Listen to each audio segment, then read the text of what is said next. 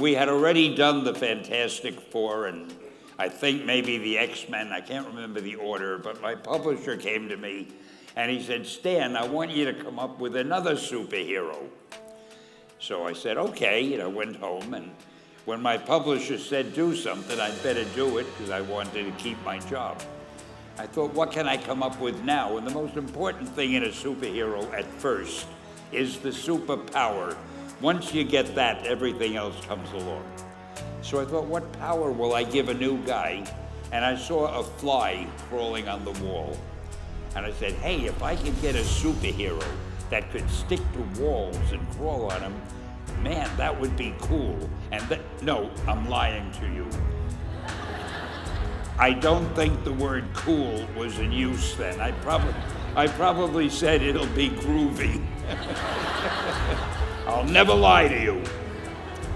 So I thought that was good. Now I needed a name.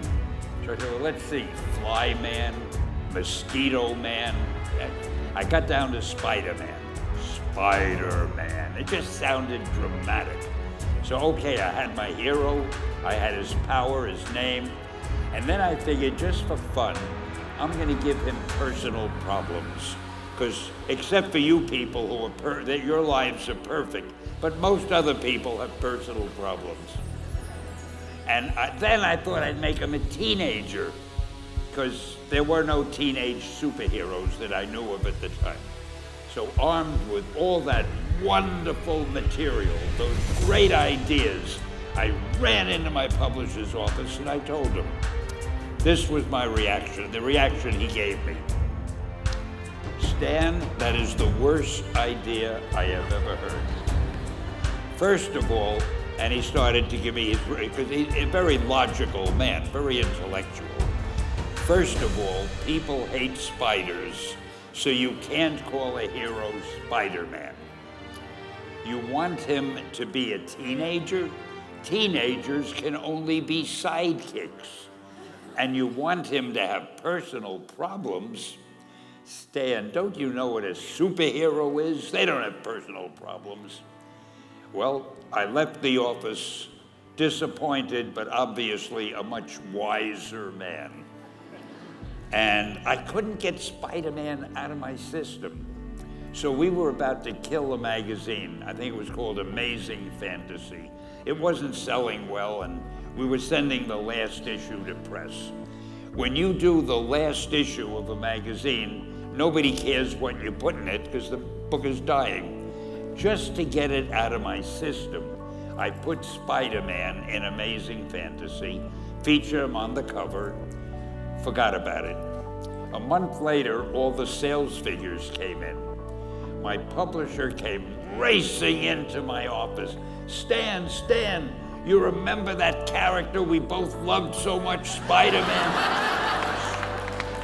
He said, let's do him as a series. Now, why am I telling you this? Besides the fact that I have to kill a little time.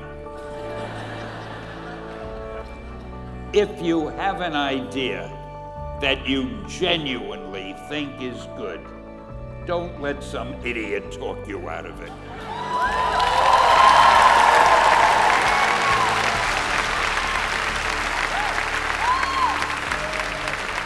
Now, that doesn't mean that every wild notion you come up with is going to be genius, but if there is something that you feel is good, something you want to do, something that means something to you, try to do it. Because I think you can only do your best work if you're doing what you want to do, and if you're doing it the way you think it should be done. And if you can take pride in it after you've done it, no matter what it is, you can look at it and say, I did that, and I think it's pretty damn good. That's a great feeling. So don't let idiots talk you out of something that you think is good.